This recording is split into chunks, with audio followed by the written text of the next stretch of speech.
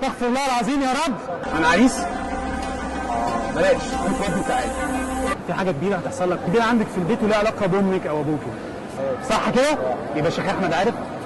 انا مش هاخد منك فلوس، مش عايز منك حاجه. متوسط إنفاق المصريين على أعمال السحر والشعوذة تقدر ب 22 مليار جنيه سنويا على الأقل حسب تقديرات الخبراء. احنا النهارده في واحد من اكبر المولات اللي موجوده في منطقه الجيزه، بنحاول نعمل تجربه الدجال.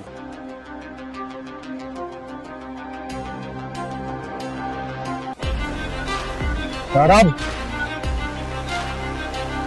الناس كلها بتتفق إن الدجل والشعوذة نصب على الناس وشيء مرفوض، مفيش حد بيتفق عليه أو يقبله.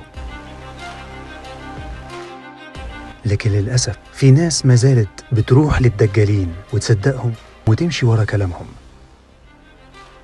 مدفوعين بالأمل في إنهم يصلحوا مشاكلهم بدل ما يشتغلوا عليها ويسعوا في الحل، بيروحوا للحل الأسهل.